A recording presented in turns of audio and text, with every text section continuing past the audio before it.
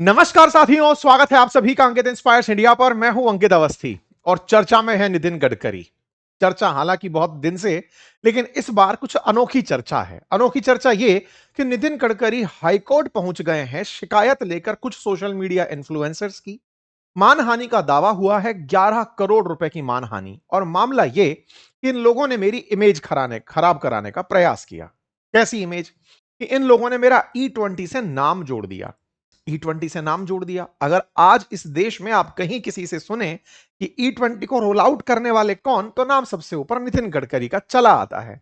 लेकिन तथ्यात्मक रूप से जो हाईकोर्ट में नितिन गडकरी ने जवाब दिया है, वो संभवतया मीडिया में जैसे ही और चर्चा के बीच में जैसे ही पहुंचेगा, तो लगेगा कि ओ माय गॉड, ये तो जबरदस्ती ही फुटेज खा रहे थे, करता धरता कोई और था। ऐसा क्यों हो रहा है?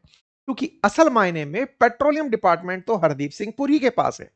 गडकरी जी का कहना है कि साहब, मेरा तो डिपार्टमेंट ही नहीं है, मेरे पीछे जनता क्यों पड़ी है?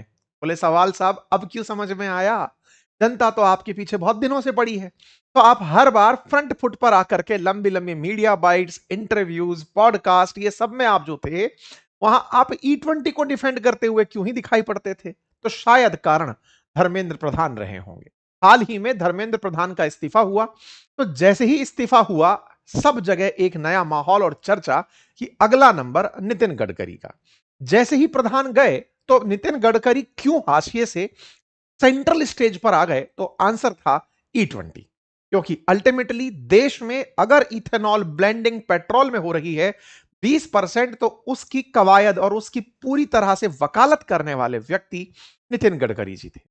नितिन गडकरी जी के ऊपर जितना माहौल बना हुआ है, ये तो बीच में धर्मेंद्र प्रधान जी का मामला, सोनम वांगचुक जी, और उसके बाद में बीच में उठ के आ गया। अदरवाइज आज से लगभग 3 हफ्ते पहले, या कहें तो जुलाई की शुरुआत में, E20 को लेकर ही चारों तरफ कोहराम मचा हुआ था, जिस पर हमने आपके सामने प्रॉपर एक एनालिटिकल वीडियो भी किया था। हमने नितिन गडकरी जी का इंटरव्यू भी इसीलिए किया था कि बताइए भैया, ये E20 की कहानी क्या है? तो उन्होंने समझाया कि देखिए, E20 से कोई नुकसान नहीं है, किसानों को इससे फायदा है, इससे कोई गाड़ी को नुकसान नहीं होता। लेकिन किसानों को फायदा है, ये वाला सवाल लोगों के दिमाग में सेट नहीं हो पाया। क्यों नहीं हो पाया? बोले किसान तो अभी भी गेहूं, गन्ना, जो भी सामान या शुगर केन वो बेच रहा है, वो थोड़ी इथेनॉल बना के बेच रहा है। किसान का बार बार नाम लेकर ये सिंपैथी कार्ड बटोरने की क्या जरूरत है? सवाल इसलिए बड़ा बना क्योंकि किसान तो आपको मंडी में ले जाकर अनाज बेच दे रहा है। उसके बाद आप खुद ही फूड कॉर्पोरेशन ऑफ इंडिया से उठाकर अनाज परचेज करते हैं और उन्हें उन शुगर मिल रिफाइनरीज को देते हैं, जो आपको इथेनॉल बनाकर देती हैं। तो इथेनॉल बनाने वाले का फायदा हुआ, किसान का फायदा कैसे हुआ? ये आम जन को शुरुआत से लेकर अब तक समझ नहीं आया। हाँ, नितिन गडकरी जी की माने तो बोले अब फसल बिक जाती है। फसल पहले भी बिकी रही थी। भारत के अंदर न्यूनतम समर्थन मूल्य पर चावल, गेहूं बिक ही रहे थे। लेकिन आपने जिस तरह से जोड़ा कि मैं अन्नदाता का भला कर रहा हूं, अगर अन्न से इथेनॉल बना रहा हूं, तो सबने यही पॉइंट डाल दिया कि पहले तो आप यहां से डिटैच करिए खुद को कि आप पहले इथेनॉल बना रहे हैं। ये जो लाइन बोल रहे हैं, इसमें किसान इथेनॉल नहीं बना रहा है। अगर किसान इथेनॉल बनाने लग गया, तो आपकी पुलिस जाकर उसकी धरपकड़ कर लेगी, क्योंकि वो अल्कोहल है। और शराब बनाना घर में वो कच्ची शराब कहलाता है और उसको अवैध माना जाता है। खुद के आपके आबकारी के राजस्वों में नुकसान होता है। ये चर्चा हमने इनसे जब इंटरव्यू किया तब भी की। इसका मतलब सीधा था कि किसान को कोई इससे सीधा लाभ नहीं हो रहा था। इवन घूम फिरे कर भी नहीं हो रहा था। आप ये कह देते कि नहीं साहब, माल बिक जाता है, वो पहले भी किसान का बिक रहा था। एनीवे, तो फायदा किसका हुआ? जिन्होंने इथेनॉल बनाकर बेचा। कुछ भी हो, लेकिन नितिन गडकरी जी ने इसकी जबरदस्त वकालत जरूर की। लेकिन इसी वकालत का अब वो गलत तरीके से, शायद अब ज्यादा सही तरीके से, जब उन्हें दिख गया कि आम जन जब पीछे पड़ा तो कुछ ऐसा नतीजा निकल कर आया, तो उन्होंने एक 86 पन्नों की याचिका दायर करके हाईकोर्ट में डाल दी है। बॉम्बे हाईकोर्ट में उन्होंने यह कहा कि सरकार की E20 इथेनॉल मिश्रण योजना से उनका कोई लेना देना नहीं है। तो सर, आप फ्रंट पर क्यों थे? क्या ही कर रहे थे? उन्होंने मेटा, एक्स, गूगल, यूट्यूब और कुछ अज्ञात सोशल मीडिया यूजर्स के खिलाफ कोर्ट में केस कर दिया है और कहा है कि AI से बने फर्जी वीडियो, तस्वीर हटाए जाएं। साथ ही 11 करोड़ रुपए का हर्जाना भी इन्होंने मांगा है। इन्होंने 86 पन्ने की याचिका में उस मिश्रण योजना से खुद को पूरी तरह अलग करते हुए कहा कि मैं तो सड़क परिवहन मंत्री हूं, मेरा पेट्रोलियम मंत्रालय से कोई लेना देना नहीं है, पेट्रोल तो हरदीप सिंह पुरी जी मिलाते हैं। ये जो बॉल पास इट ऑन होते होते अब हरदीप सिंह पुरी जी के पास पहुंच गई है, जिनका नाम एप्स्टीन फाइल में आने के बाद से किसी प्रकार से प्रबंधित होकर फिलहाल मीडिया में नहीं है, लेकिन क्या पता इनकी इस याचिका से हरदीप सिंह पुरी जी अब फ्रंट फेस पर आपको दिखाई देने लगे, क्योंकि गडकरी जी ने उठाकर वो बॉल दूसरे के हाथ में डाल दी, ये पकड़ो तुम खेलो इससे। खैर, इनके वकील ने कहा है कि कार्यक्रम जो इथेनॉल मिलाने का है, इसकी तो शुरुआत भी 2003 से हुई थी।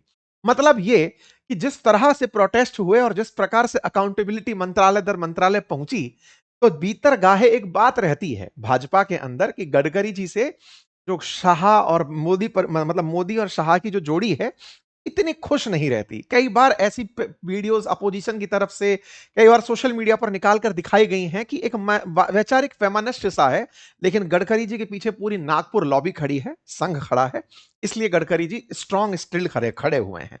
लेकिन अब जो हो रहा है, क्योंकि धर्मेंद्र प्रधान भी संघ से ही आते थे और इस्तीफा उनका ले लिया गया, ऐसे में संघ से ही आने वाले गडकरी जी ने तत्काल प्रभाव से जैसे ही ये लाइन बोली कि सुनो भाई, ये काम आज का भी नहीं है, 2003 से शुरू हुआ है, मतलब बीजेपी का भी कोई लेना देना नहीं है, ये तो यूपीए सरकार के सामने चला हुआ आ रहा है।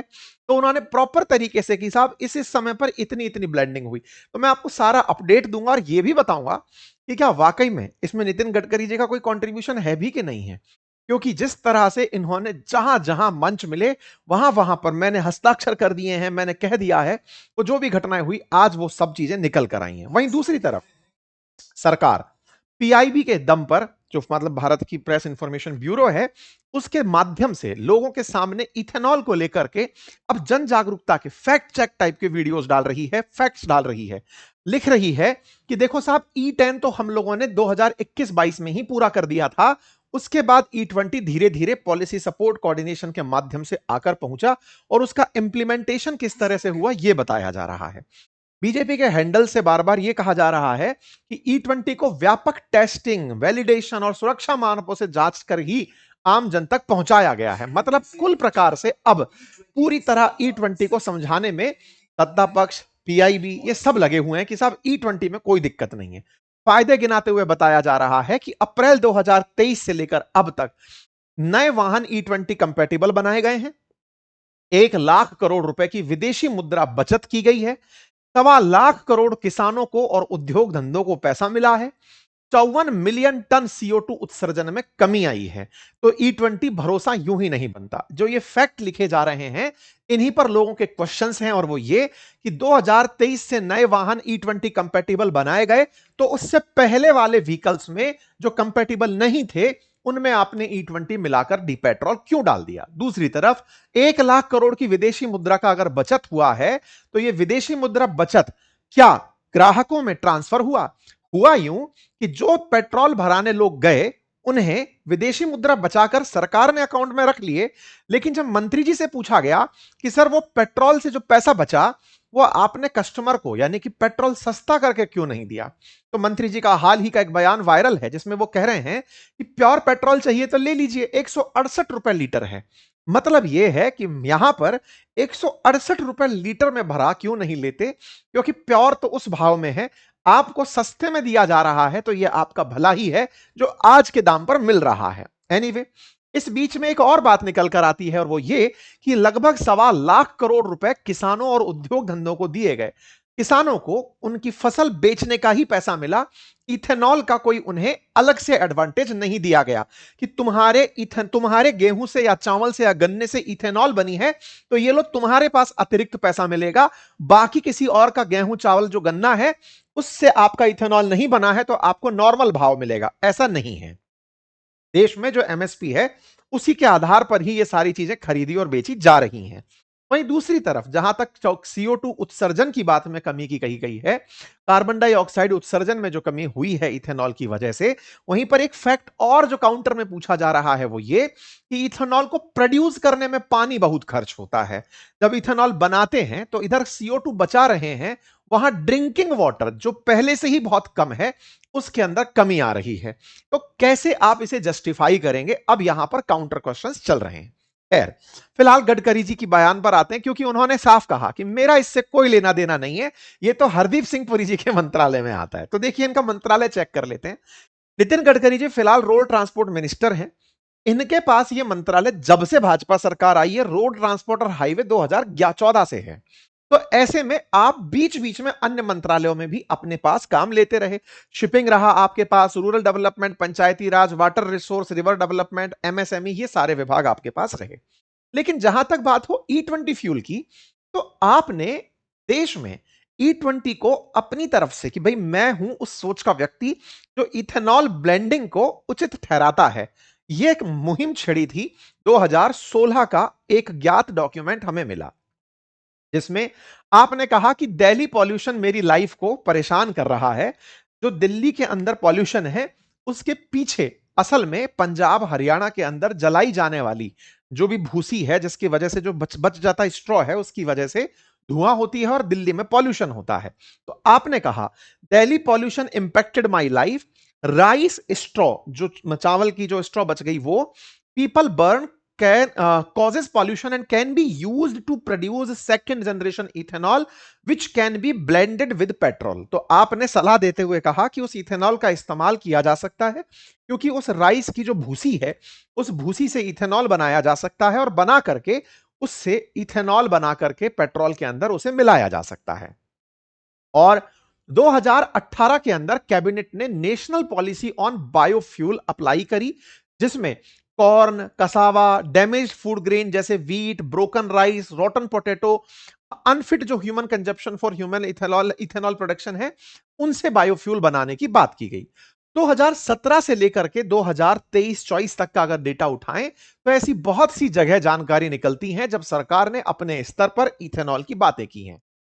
जहां तक बात हो नितिन गडकरी जी की, तो आप 2024 में एक डॉक्यूमेंट मिलता है न्यूज चैनल पर जिसमें Indian auto companies will soon produce 100% ethanol run car and two wheelers. आपका बयान था इथेनॉल बायोफ्यूल की to securing farmer income and cutting energy import, Gadkari ji 2025 में आपका बयान था। और ताजा ताजा अभी 14 जून का ही आपका बयान है, जब तक धर्मेंद्र प्रधान जी का इस्तीफा नहीं हुआ था, आप एक मंच पर यह कहते हुए पाए गए कि मैंने आज, मेरे लिए दिन बड़ा खुशी का है, कल रात को 8 बजे ही मैंने एक फाइल पर साइन किया है 100% इथेनॉल, उसको नियम बनाकर कानूनी रूप से प्रक्रिया बनाने वाली फाइल पर मैंने साइन किए हैं। यानी कि अब मारुति की वैगनार फ्लेक्स फ्यूल 100% इथेनॉल पर चलने वाली बनाई जा सकती है। हीरो होंडा वाले जो हैं, हीरो वाले, हीरो मोटरसाइकिल वाले, उनकी 5 में से 3 बाइकों को, 5 मोटरसाइकिल को ऐसा बनाने की बात चल रही है। मतलब आपने मंच पर भी खुलेआम ये कहा मैंने दस्तखत किए हैं फ्लेक्स फ्यूल से चलाने के लिए। तो भाई साहब आप तो रोड ट्रांसपोर्ट चलाते हैं, फ्यूल के अंदर E20 हो या 100% इथेनॉल हो, आप आज जाकर के जो हाईकोर्ट में कहे हैं वो हाईकोर्ट की बात आप इस मंच पर कहते हुए क्यों नहीं दिख रहे हैं? आप जब भी पूछा गया कि आप इथेनॉल के ऊपर क्या बोलते हैं, तो इथेनॉल में आप हमेशा बचाव करने वाली चीज में और एक बात कहते हुए पाए जाते हैं कि एक लॉबी है, जो लॉबी इथेनॉल को ब्लेंड नहीं होने देना चाहती क्योंकि उनके पास में जो कमाई का साधन है वो E20 मिलाने से प्रभावित हो रहा है या इथेनॉल मिलाने से प्रभावित हो रहा है। ऐसे में नितिन गडकरी जी ने अपने परिवार और अपने आप की इमेज को E20 के जो वीडियोस आ रहे हैं उनसे प्रभावित होने पर मानहानि का केस करने का निर्णय लिया है। और यह निर्णय स्वाभाविक है क्योंकि जिस तरह से जैनजी प्रोटेस्ट हुआ, जिस तरह से दिल्ली के जंतर मंतर पर प्रदर्शन हुआ और धर्मेंद्र प्रधान साहब का इस्तीफा हो गया, उसके बाद के जो वीडियोस हैं जिनमें छात्र ये कहते हुए मिल रहे हैं कि गडकरी का इस्तीफा, जिस भी जगह देखा जाए जो भी वीडियो नितिन गडकरी, जिससे भी पूछा जाए नितिन गडकरी। क्यों? क्योंकि आपने इतनी जगह मतलब उसको डिफेंड किया है और अब जाकर पेट्रोलियम मंत्रालय का नाम ले दे रहे हैं। कई ऐसी वीडियोस बाहर निकल कर आ रहे हैं, कई मीम्स बनाए जा रहे हैं जिसमें मतलब बिल्कुल मिर्जापुर स्टाइल पर कि भैया देखो हमारे साथ भी कुछ हुआ था, अब तुम्हारे साथ भी कुछ होगा। लोग मतलब इस प्रकार से मीम बना बना करके नितिन गडकरी जी के सोशल मीडिया के ऊपर प्रॉपर तरीके से मीम चल रहे हैं। खैर, जो भी हो, फिलहाल E20 को लेकर सोशल मीडिया पर मुहिम छिड़ चुकी है। चाहे कॉकरोच जनता पार्टी से पूछे गए सवाल हो या फिर E20 जनता पार्टी, अब ये E20 जनता पार्टी भी इसी के चलते बनकर आ चुकी है। जैसे कॉकरोच जनता पार्टी धर्मेंद्र प्रधान जी के लिए आई, ऐसे अब सोशल मीडिया हैंडल्स पर E20 जनता पार्टी दिखाई दे रही है और उसके इंस्टाग्राम हैंडल्स पर तेजी से फॉलोअर्स बढ़ते जा रहे हैं। कोई चुनाव नहीं लड़ना, केवल मुद्दा यह कि E20 वाला काम हटे। तो यहां पर इस पोस्ट में अगर जाकर देखें जनता पार्टी के नाम से, तो बड़ी संख्या में लोग इस कम्युनिटी को ज्वाइन करते चले जा रहे हैं और मुद्दा केवल इतना ही कि E20 के लिए नितिन गडकरी जिम्मेदार हैं और उन्हें पद से हटना चाहिए। अब यह केवल सोशल मीडिया पर उठी हुई मांग होती कि साहब वहां निर्माता की सिफारिश के मुताबिक फ्यूल उपलब्ध कराया जाए, क्योंकि E20 जनता पार्टी की मांग है आम नागरिकों पर किसी भी तरह का फ्यूल एक्सपेरिमेंट जबरन न थोपा जाए, जिस फ्यूल पर हमें भरोसा है उसे चुनने की आजादी दी जाए, हमारे वाहन कोई प्रयोगशाला नहीं है, यह सिद्ध किया जाए।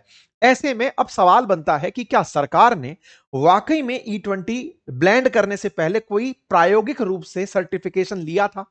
सदन में यह सवाल भी पूछा गया। हालांकि उससे पहले अभी हाल ही में केजरीवाल जी कहते हुए पाए गए कि इस शनिवार को यानी 1 अगस्त 2026 को national town hall against E20 आयोजित ये करने जा रहे हैं, जिसमें बात इस बात की होगी कि जो E20 आया है उसके खिलाफ जो भी आपके मन में है आप बोलने आ सकते हैं। ऐसे ही तहसीन पूनावाला अपना आंदोलन चला रहे हैं कि साहब मोदी जी आप कहते हैं एक भी बता दीजिए जिसका व्हीकल खराब हुआ हो, मेरे पास कई हैं जिनके व्हीकल E20 की वजह से खराब हुए हैं। कुल मिलाकर अब एक सोशल मीडिया पूरी तरह से कैंपेन निकलकर आ गया है। इसी बीच में गडकरी जी का हाईकोर्ट पहुंच जाना और यह कहना कि मेरा तो कोई लेना देना ही नहीं है E20 से, और जिन्हें प्योर पेट्रोल चाहिए जाके भरवा लीजिए, ₹168 का पेट्रोल मिल ही रहा है। खैर, अब जो भी है, एक चीज तो तय होने लगी कि अब इस चीज में अकाउंटेबिलिटी राजनेताओं तक भी पहुंचने लगी है। वो लोग भी अब खुलेआम जो अपने आप को बचाते हुए दिख रहे थे, अब वो यहां से पासिंग दी बॉल कि चलो भाई मेरा नहीं है, हरदीप सिंह पुरी जी आप देख लेना। जो भी हो, लेकिन इसी बीच में संसद के अंदर एक सवाल पूछा गया। सवाल था, क्योंकि एक मीडिया रिपोर्ट बहुत तेजी से टहल रही थी कि E20 पेट्रोल से माइलेज घट सकती है। जहां सरकार कह रही है कि हमने लाख करोड़ रुपए विदेशी मुद्रा भंडार बचा लिया, वहीं आम जनता के लिए एक मीडिया रिपोर्ट तेजी से टहल रही थी, जिस पर चंद्रशेखर आजाद नाम से जो सांसद हैं, उन्होंने इस ट्वीट को करते हुए पूछा कि साहब आप कह रहे हैं माइलेज घट रही है, इसका मतलब एक आम व्यक्ति 3 से 5% की माइलेज अगर घटता हुआ पाता है तो हर 100 किलोमीटर पर उसकी जेब से अगर बाइक चलाता है तो 6 से लेके 11 रुपए और कार चलाता है तो 21 से रुपए लेके 35 रुपए तक ज्यादा खर्च होंगे। इसका मतलब पहले तो E20 भराओ, उसके बाद ज्यादा पैसे खर्च करो, तो टेक्निकली उस व्यक्ति की जेब पर तो दोहरी मार पड़ गई। और सरकार बता रही है कि देखो हमने पैसा बचा लिया, तो आप तो अपने जन के पैसे ज्यादा काट कर निकाल ले जा रहे हैं। गाड़ी भी खराब हो रही है, ज्यादा पैसे भी जा रहे हैं, और तो और सरकार की हाल में एक मीडिया रिपोर्ट में न्यूज छपकर आई और वो ये थी कि ethanol blended petrol roll out में गवर्नमेंट ने कहा कि हमने E20 कंपैटिबल व्हीकल कितने हैं इसका कोई असेसमेंट ही नहीं किया था। यह बात हाल ही में संसद के अंदर एक सवाल के माध्यम से पूछी गई थी। जब सवाल पूछा गया कि बताइए E20 जो पेट्रोल है उसका व्हीकल परफॉर्मेंस पर क्या असर पड़ेगा, 20 जुलाई 2026 की है, तो सरकार की तरफ से मिनिस्ट्री ऑफ स्टेट और मिनिस्ट्री ऑफ पेट्रोलियम की तरफ से सुरेश गोपी ने यह जवाब लिखा और उसमें उन्होंने यह कहा कि 2023 से पहले कितने E20 कंपैटिबल हैं इसका कोई भी डेटा हमारे पास नहीं है। कुल मिलाकर के E20 की वजह से अकाउंटेबिलिटी आना शुरू हुई है। यह तय है कि E20 भविष्य में एक चर्चा का विषय बनेगा। E20 के साथ साथ आम जन के पास एक विकल्प रहे, प्लस अगर वाकई में इसकी वजह से कोई नुकसान हुआ है तो उसका प्रॉपर असेसमेंट हो। प्रयोग के नाम पर लोगों को बिना कहे कि लो भैया तुम पर प्रयोग किया जा रहा है, उन्हें गिनी पिग ना समझा जाए। यही कुछ लोगों की मांग है और यह मांग अब धीरे धीरे बड़ी होती जा रही है। आपको क्या लगता है? आपकी राय कमेंट बॉक्स में जरूर दीजिएगा। चैनल पर नए हैं तो सब्सक्राइब कर लीजिए। और हां, इसी बीच में गडकरी जी के बेटों की जो कंपनी है उसका स्टॉक भी अब धीरे धीरे नीचे गिरने लगा है। अब किसका क्या इंपैक्ट है ये तो आने वाला समय बताएगा। बाकी फिलहाल के लिए इतना ही। और हां, अब हमने इंस्टाग्राम पर भी रेगुलर अपने एक्सप्लेनर्स डालने शुरू कर दिए हैं। अगर आप हमें चाहें तो फॉलो कर सकते हैं, ये हमारा हैंडल है और यहां पर आप हमें फॉलो कर सकते हैं। ठीक है साहब, आज भी हमने आसाम की बाढ़ के ऊपर यहां पर एक वीडियो डाला है, आप उसे अवश्य सुने और आने वाले समय में आपको जानकारियां और भी मिलती रहेंगी। धन्यवाद।